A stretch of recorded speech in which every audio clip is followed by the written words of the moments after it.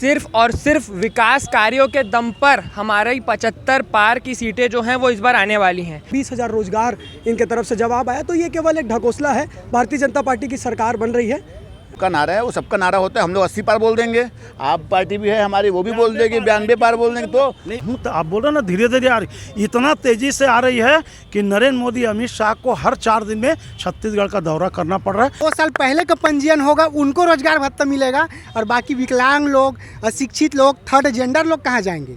3, 2, 1। छत्तीसगढ़ में राजनीतिक बिसात बिछ चुकी है, शय और मात का खेल शुरू हो चुका है।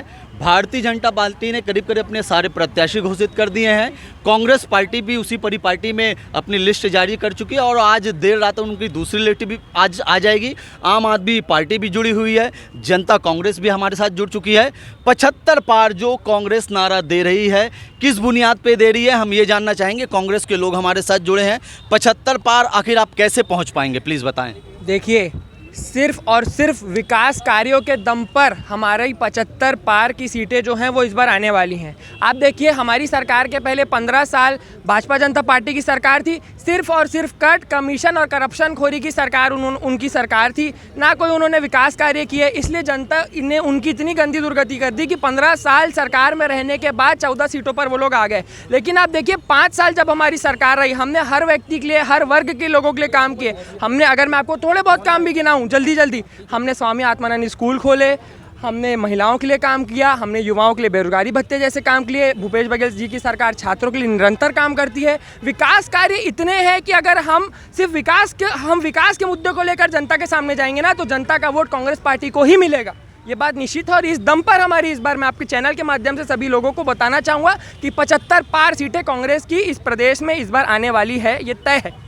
स्वास्थ्य और शिक्षा पर काम हुआ है। कांग्रेस का कहना है कि 75 पार मतलब 75 पार।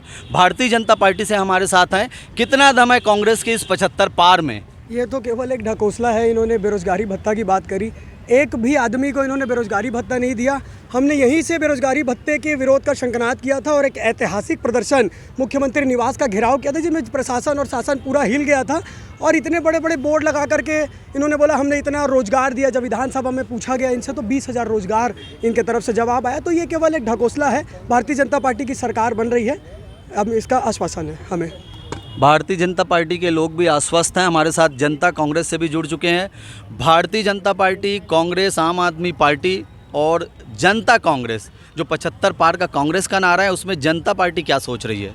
देखिए, 75 पार का जो नारा है वो अब उनका जो कांग्रेस पार्टी है उनका नारा है वो सबका नारा होता है। हम लोग 80 पार बोल देंगे, आप पार्टी भी है हमारी वो भी बोल देगी 92 पार बोल देंगे। तो नहीं, वो गिना रहे हैं स्वास्थ्य, शिक्षा, आत्मानंद स्कूल, जो जब उनका कर्तव्य है उस पार्टी में है वो तो वो अपना फ़र्ज़ निभाएंगे और हम लोग विपक्ष में है तो हम लोग अपना फ़र्ज़ निभाएंगे। हम लोग का काम ही है बुराई गिनाना, क्यों नहीं गिनाएंगे? अगर हम लोग विपक्ष में बैठे हैं, अगर कोई गलत काम करता है, कोई अच्छा काम नहीं कर पाता है, तो जनता की जो आवाज़ को उठाने का कर्तव्य हम लोग का है। और जिस तरीके से जनता जनार्दन होती है, 15 साल की जो भाजपा की सरकार थी उसको 15 में ला के बैठाल दी, तो ये 5 साल की सरकार है। देखो जनता इनको कितने में ला के बैठाल दे। सबको अपना अपना काम करना है और जनता जनार्दन होती है। समय आएगा तो पता चल जाएगा।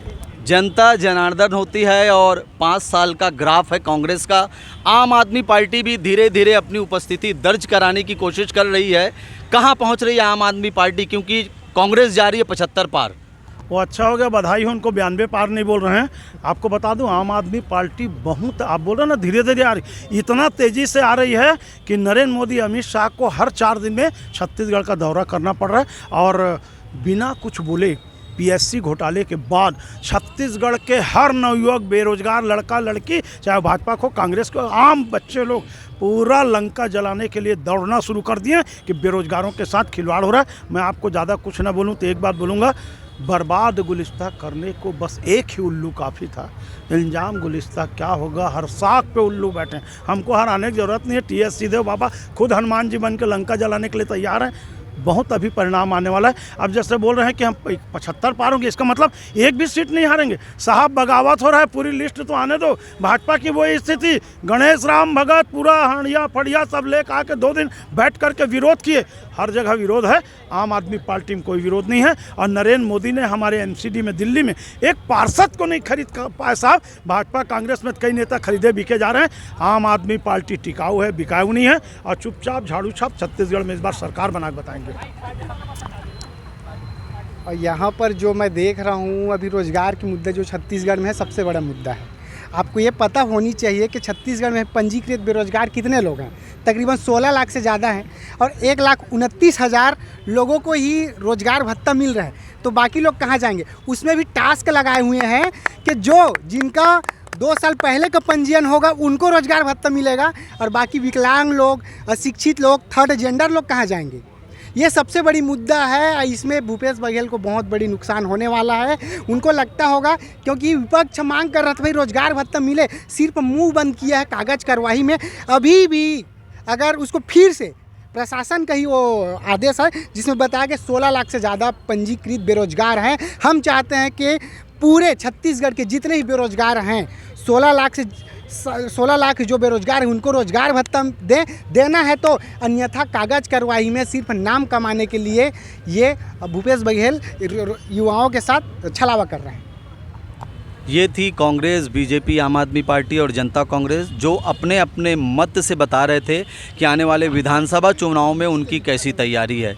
आप देख रहे हैं द रायपुर टाइम्स। एक बार फिर आपसे मुलाकात होगी। नमस्कार।